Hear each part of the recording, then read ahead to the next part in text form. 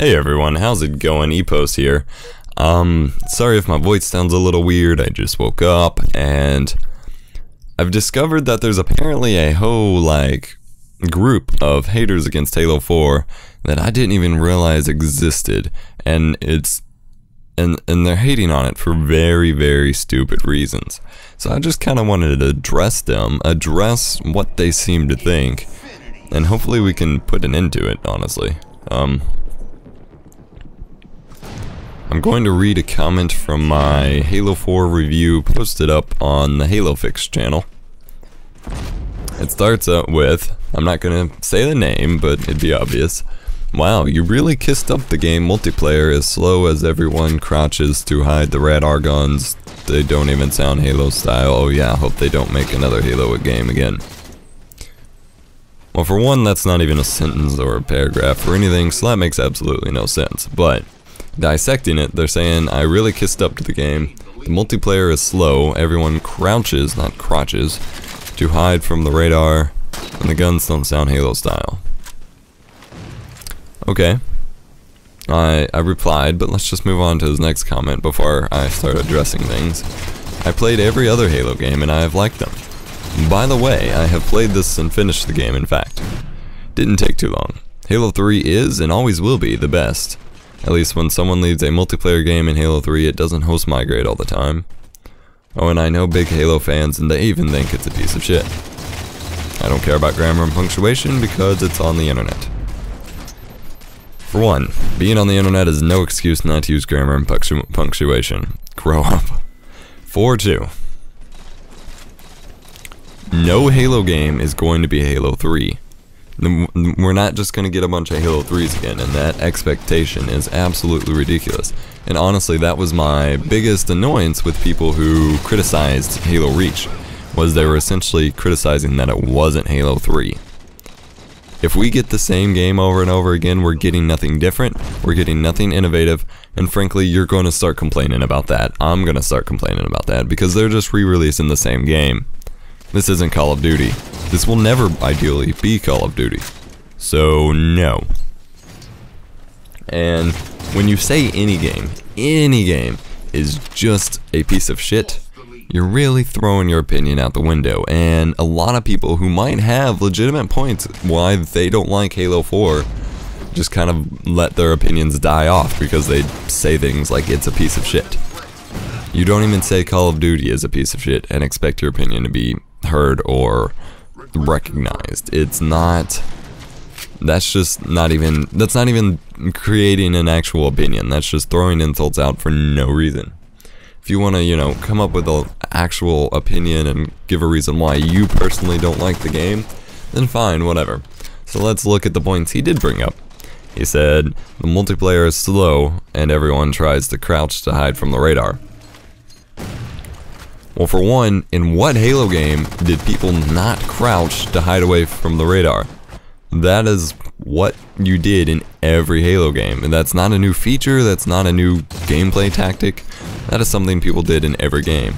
And if anything, I've seen less and less people doing that, simply because of the Promethean vision they added specifically to avoid people being able to, completely crouch and camp and hide from you. I use it all the time, so I see someone crouching around a corner, I know to jump up and go kill them. And again, that's not a new feature. It's not, crouching has been in the game the whole time. As far as the multiplayer being slow, have you played the multiplayer, buddy? You said you finished campaign. Have you played the multiplayer? I've played every single game mode, and starting with Infinity Slayer and moving upwards, it does nothing but get faster and faster paced. Way faster than Reach's gameplay, obviously, and quite a bit faster than Halo 3's ever was. Your pride and joy gameplay. Halo 4's multiplayer is way faster thus far, and a lot more engaging, so I don't know what the hell game you're playing, but no.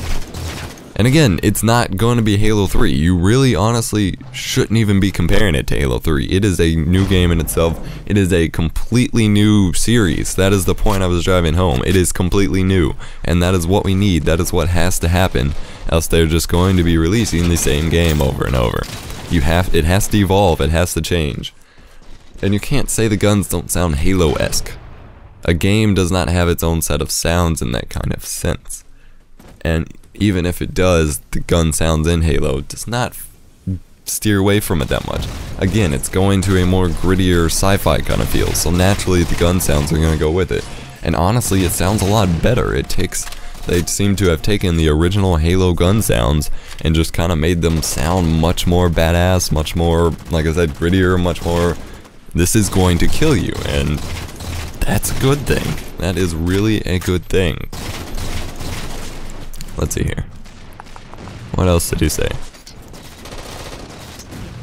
I hope they don't make another Halo game again. Oh yeah, to that I responded, well, be prepared for 2 more, buddy, because it's part of another trilogy, and I'm absolutely stoked for that. They're gonna do, 343 is gonna do a great job with the rest of the trilogy, and I'm very excited that they're the ones making it.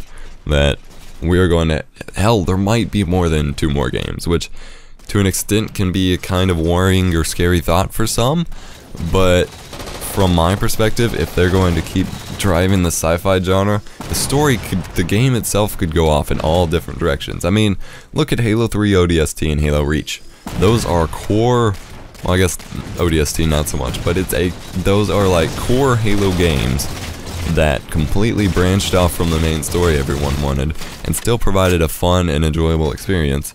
And those who are really into the story, like myself, it provided some backstory. It provided an extra chapter of the book that you otherwise wouldn't have gotten to see if you only wanted to play as Master Chief. And for those who wanted to play as Master Chief, you didn't miss anything. You still got the same experience without missing out on anything, and that's great too.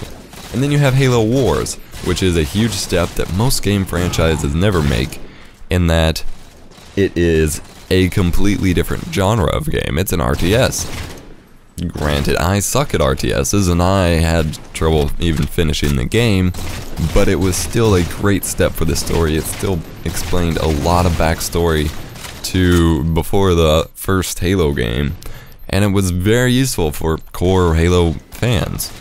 And so, now that they're more approaching this sci-fi style, they can start taking things from sci-fi movies and novels and not actual like story elements so much as like tactics as far as telling the story, and they can just start expanding in all different directions, and there's nothing wrong with that. And again, I'm still waiting for the Halo movie directed by Peter Jackson. That's going to be awesome, but that may not happen for a long time. And when I don't know. It's not Halo 3. Halo 3 is not coming back. If you want to play Halo 3, then fucking go play Halo 3 and quit bitching about Halo Reach or Halo 4 or whatever. But it's not. The game is evolving, the game is changing, and there's nothing wrong with that. And you need to have an open mind. You need to let yourself have fun, because there's absolutely no reason to be this critical over a game.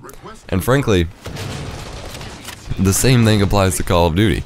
If you're going to go into it, you know, if you're going to go into each new game as thinking it's going to suck, then of course it's going to suck.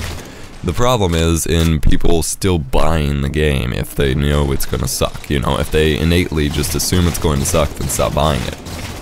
But personally, every couple Call of Duties after I take a break, I go into it with an open mind. I borrow a copy or check it out and play it, and I generally have fun for a little while, and that's what games are about. Games aren't about just saying, oh, this is a piece of shit.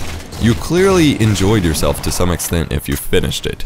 The campaign is at least, 6 to 8 hours long, probably more. I haven't finished it yet.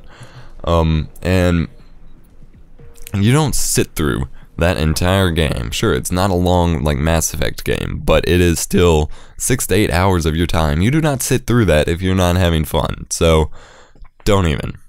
Thank you for watching, guys, and have a nice day.